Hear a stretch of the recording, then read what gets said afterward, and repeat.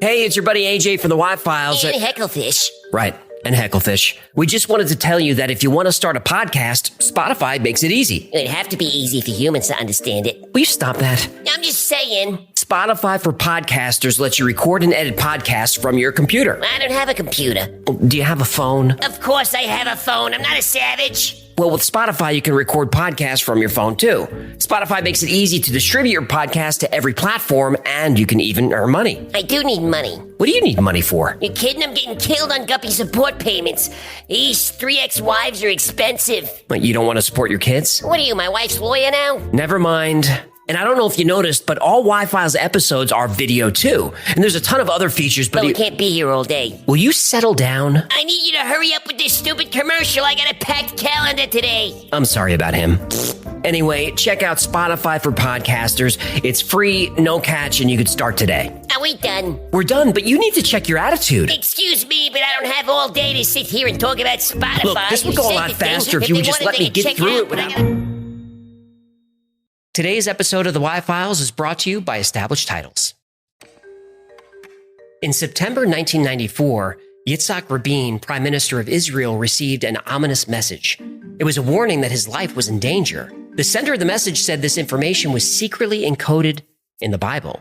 Rabin ignored the warning. A year later, the Prime Minister was assassinated. The code hidden within the Bible not only predicted Rabin's assassination, but also predicted the date and even the name of the killer. Secretly encoded in the Bible, written thousands of years ago, are predictions of every major world event, including terrifying events yet to come.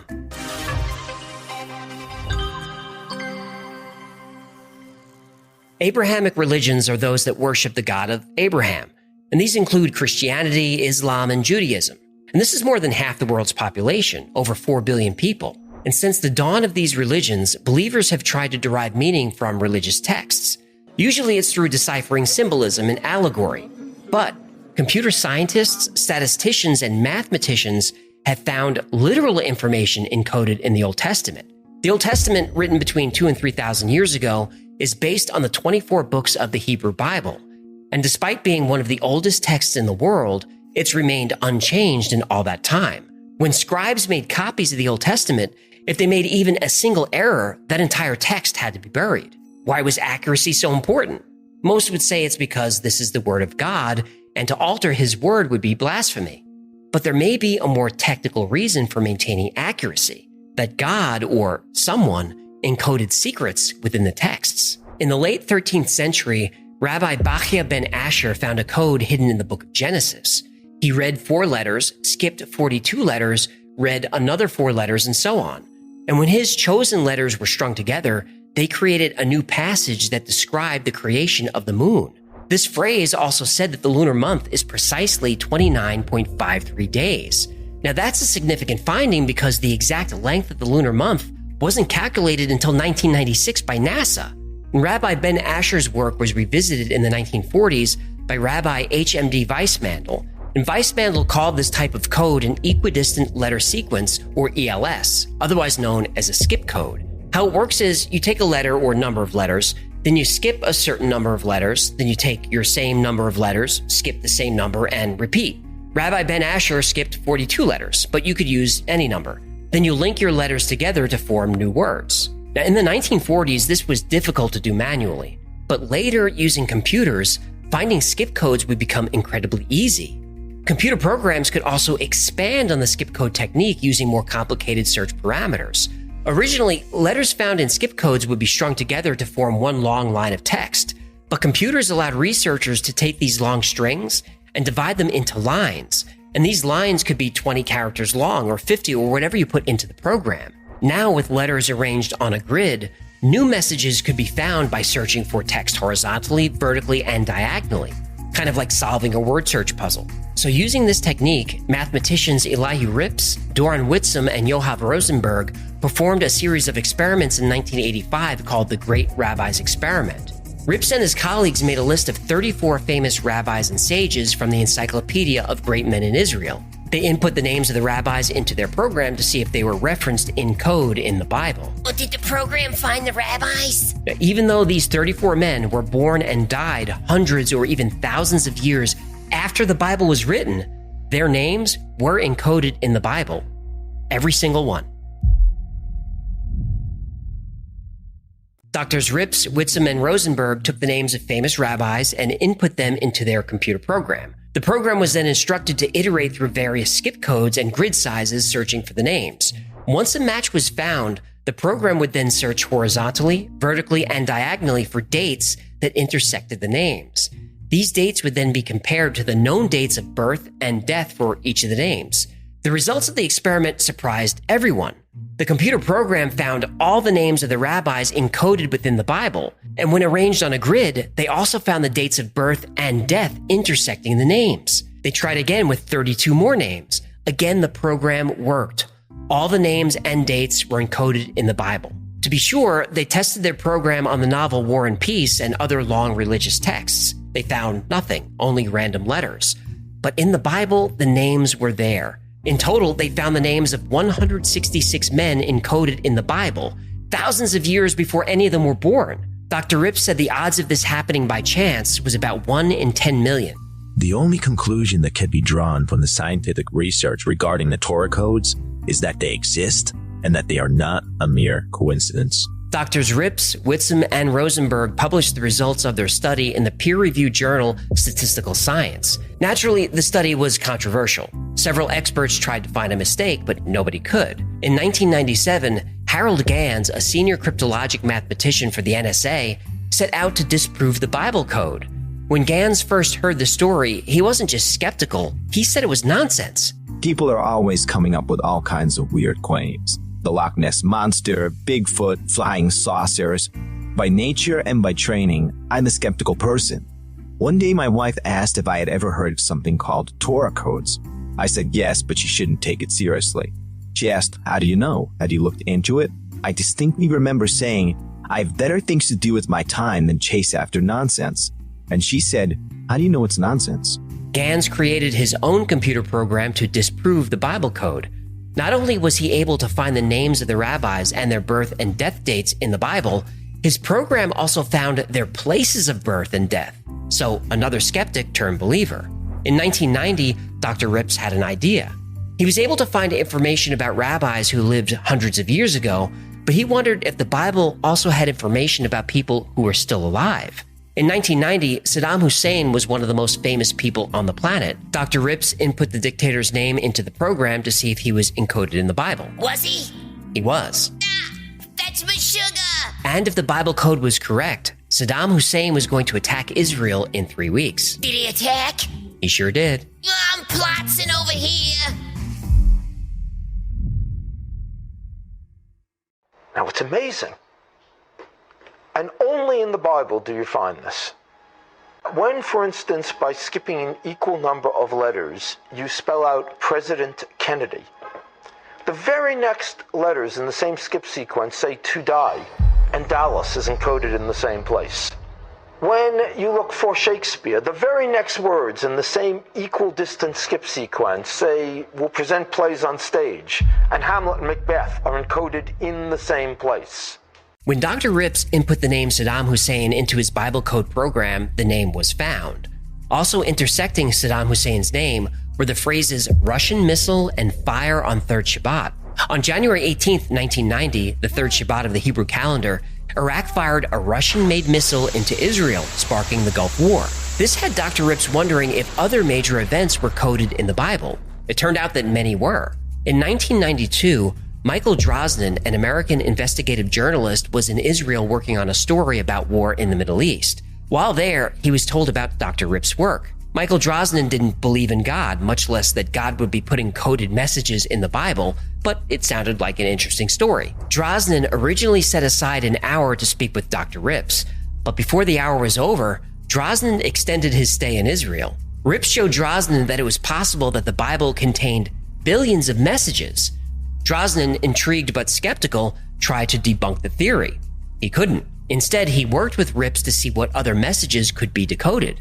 And over the next few years, Drosnin and Rips found over 1,000 events encoded in the text of the Old Testament. They looked at the book of Genesis, where God tells Abraham, "Look now toward heaven and count the stars." Encoded in this passage is the date July 20th, 1969, and the words spaceship and Apollo 11. The phrase economic crisis is found once. It's intersected with the words depression and stocks and the year 1929. The word Oklahoma crosses the word Murrah, which was the building destroyed in the Oklahoma City bombing. Intersecting those words is the phrase, his name was Timothy. In May 1994, the Shoemaker-Levy comet was all over the news. Scientists were speculating whether or not it would crash into Jupiter. Drosnin searched the Bible code and found the answer. The exact name, Shoemaker-Levy, is there. It intersects with the phrase, will pound Jupiter. Crossing the phrase is the date July 16th, 1994, the correct date of impact. That same year, Drosnin searched the name of Israel's Prime Minister, Yitzak Rabin. Rabin's name was there, crossed by the phrase, assassin will assassinate, and the Hebrew date 5756, which was a few months away. In the Hebrew language, numbers also have word meanings. 5756 could be interpreted as, will you change it? Drosnin felt this was a sign that he should try to stop this prediction from coming true. He sent a message to the Prime Minister. Rabin didn't listen and was dead a year later, just as the Bible code predicted. On January 26, 1996, Drosnin and Dr. Rips found another ominous prediction. The word Libya intersected the phrase atomic holocaust. If predictions couldn't be changed, this did not bode well for Israel or the world, because the date that crossed Libya and atomic holocaust was January 27, 1996. Tomorrow. The Bible code contained the phrase atomic holocaust crossed with the word Libya and the date January 27, 1996. That day, Muammar Gaddafi, Libya's leader, made a public statement that Arab countries threatened by Israel have a right to nuclear weapons.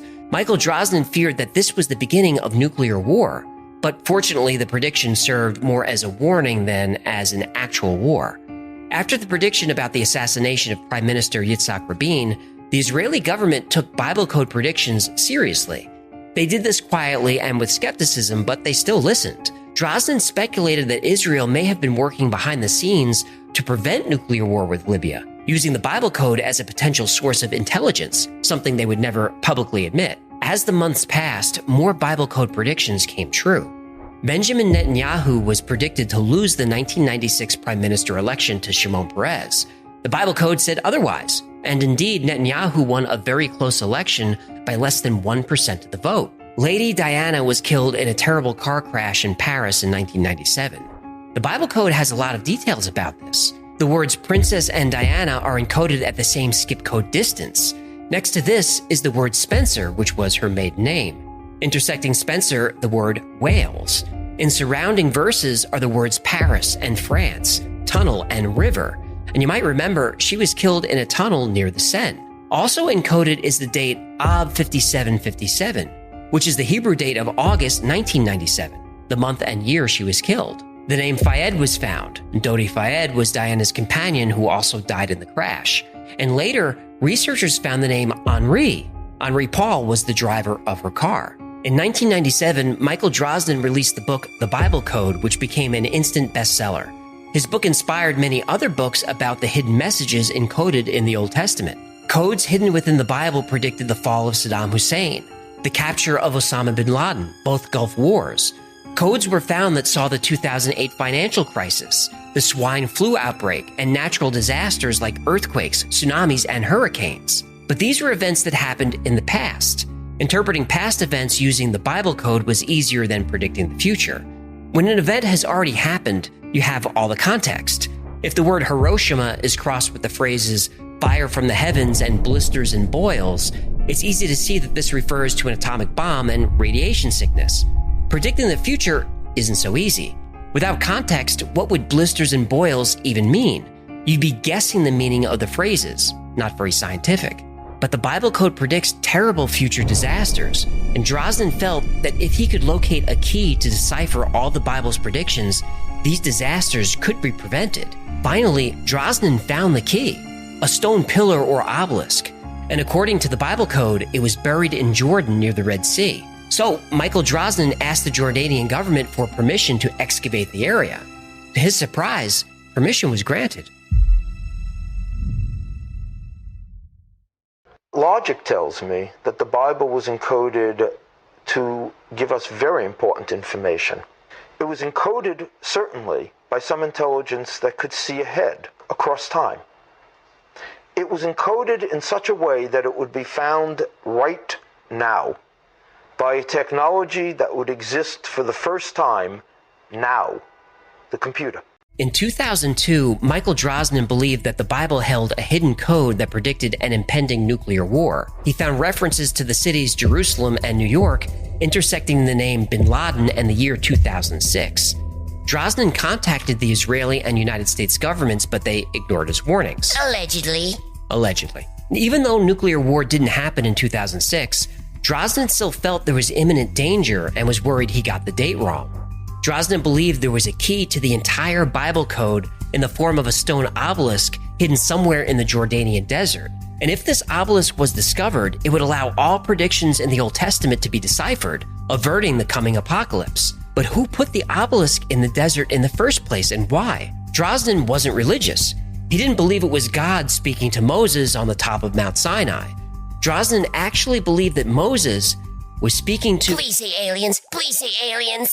aliens. Yes, it's aliens. It's aliens. Because the Bible code could be deciphered with a computer, Drosnin believed the only way to create the code was with a computer, an incredibly advanced computer. The theory was that given enough data, an extremely advanced computer program could successfully predict all the events of the future, just like a computer that's used to predict highway traffic patterns or the weather. You put in as much data as you can, and then the computer can predict with reasonable accuracy how fast cars are going to be moving on a freeway or if it's going to rain.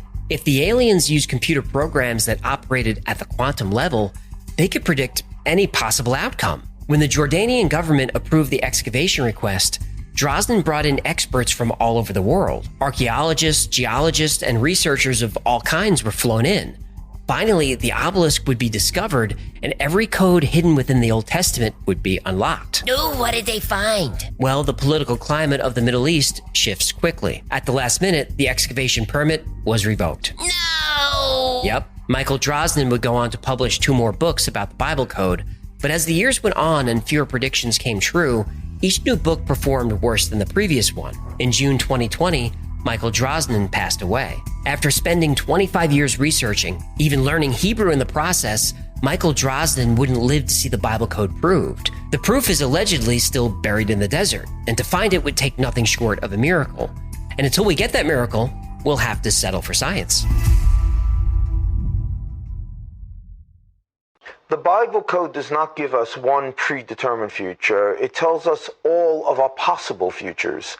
And by having this information in advance, we can prevent the worst dangers from ever taking place. When Michael Drosnin released his first book, The Bible Code, I was fascinated with it. Whether the Bible was created by time-traveling humans from the future, aliens from another world, or God himself, Drosnin seemed to answer questions that we all have. Are we alone? Or is there something more, an intelligence beyond our understanding? If the research into Bible codes was considered fringe, then Michael Drosnin was considered on the fringe of the fringe. Drosnin built on the work of Dr. Elihu Rips, who first published his paper on the Bible codes in 1985. But Professor Rips didn't believe Drosnin's predictions. He felt that Drosnin was only seeing what he wanted to see, and would manipulate and interpret the results of the computer program to support the predictions. But to be fair, Dr. Rips still believed that the original study, The Great Rabbi's Experiment, was true, that the names and dates of the great Hebrew sages were coded in the Bible. However, Dr. Rips' work had challengers. In 1999, Australian mathematician Brendan Mackay published his own paper in Statistical Science, the same journal that published Dr. Rips. Dr. Mackay pointed out that Rips' methodology was deeply flawed. For example, in Dr. Rips' study, if the month and day were correct but the year was wrong, that was still counted as a match. If the year was correct but the month was wrong, that was also a match. Plus, Dr. Rips allowed name matches that were very vague. Nicknames, titles, and initials were all counted as matches. For example, if you were searching for matches about Elvis, E.A. Presley or Mr. Presley or EAP would all be considered matches. So would husband of Priscilla or Lisa Marie's father or even the king. Also, while modern Hebrew uses vowels, the ancient written Hebrew language did not. So word matches were found using only consonants, which gave the researchers a lot of wiggle room. Both Dr. Rips and Michael Drosnin blew off this criticism. In fact, Drosnin said, if my critics can find a message about the assassination of a prime minister in Moby Dick, maybe I'll believe him. No way that was in Moby Dick. Oh, not only was the assassination of Yitzak Rabin in Moby Dick, McKay showed that it was there multiple times, yet it was only found once in the Old Testament. McKay also showed that the death of Lady Di was in Moby Dick. So were references to the assassination of Robert Kennedy, as well as other famous events. Well, maybe aliens wrote the Bible and Moby Dick. Did they ever consider that? They probably didn't. Uh-huh. McKay's point was, if you already know the outcome you want, and you have a long enough text with enough letters, you can manipulate a computer program to churn through any text in order to give you the result that you want. McKay even used this technique to find phrases about the September 11th attack in song lyrics by Vanilla Ice. All right, stop. What? Collaborate and listen. Ice is back with my brand new invention. I can't believe I fell for that. Oh, I believe it every time. Another problem is that although the text of the Old Testament is almost identical to the text from 2,000 or 3,000 years ago, it's not a perfect match. Comparisons of the current text to older copies, like the Dead Sea Scrolls, show a discrepancy of a few characters. A human reader wouldn't notice a difference, but a computer program designed to create a message by skipping a certain number of characters, that would break the program. So are there messages hidden within the text of the Bible? Or is this yet another case of the human mind trying to form patterns in randomness, trying to make order from chaos? I don't know. I do know that there are things in the universe beyond our understanding. And as long as mysteries exist, we have a duty to try and solve them. In other words, it is the glory of God to conceal a matter, and it is the honor of kings to search it out. So I guess we keep searching. Today's episode is brought to you by one of the most unique sponsors we've ever had, Established Titles. That doesn't sound like VPN software. It's not. Huh, nice change of pace. Established Titles let you buy as little as 1 square foot of land in Scotland, and this allows you to call yourself Lord, or Laird as they say, or Lady. Also, Established Titles plants a tree with every order and is partnered with great charities like One Tree Planted to— Whoa, hold on. What? Did you just say I can buy land in Scotland and become a lord? Yep. You can even use the title on your credit cards, plane tickets. Online dating profile? Yep. So, I want it. well, there's more I want to tell you about this. I want it now. Lord Hecklefish commands ye. Fine. Yo, get the door. That's my lord package. Hello? I hear it. Swerve a little bit and luck. When temptation comes, you'll give right in. You're kidding me, right? What is this? What is this, my lord, if you don't mind? You might be taking this a little too— Open a box, peasant. Okay, hang on. I could get used to this. Okay. This certifies you as Lord Hecklefish Moriarty. And this is the plot number of your land in Edelston, Scotland. And they even sent us coordinates. Google map it, that I may survey my domain. Oh, this is pretty nice. It is. I can't wait to get some serfs out there to work the land for me and pay me tribute. You can't have any serfs. I shall be a strict but fair lord of these lands. My serfs will come to idolize me. You can't have serfs. I could maybe have a few serfs. You can't. One serf? No, stop saying serfs. Stop saying serfs, my lord. All right, but check this out. The first 200 people who purchase a title pack using the promo code TWF will get land right near yours. My own kingdom.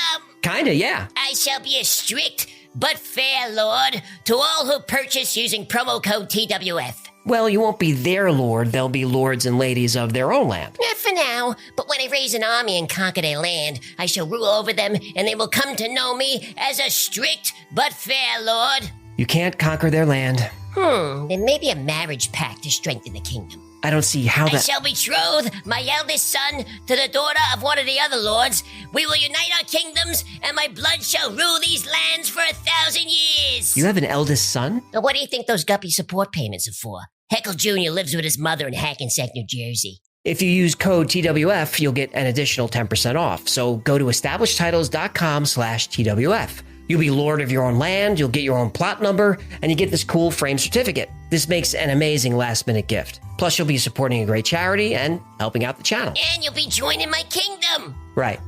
And that. You will come to know me as a strict but fair Lord. Yeah, we got it. Kneel before me. Get bent. Don't make me declare prima nocta. Ugh, gross. Thank you so much for hanging out with me today. My name is AJ, that's Hecklefish. This has been the Y-Files. If you had fun or learned anything, do me a favor and like, subscribe, comment, and share. That stuff really helps the channel. And like most topics we cover on this channel, today's topic was recommended by you. And if there's a story you'd like to see or learn more about, go to theyfiles.com/tips. And special thanks to our patrons who make this channel possible.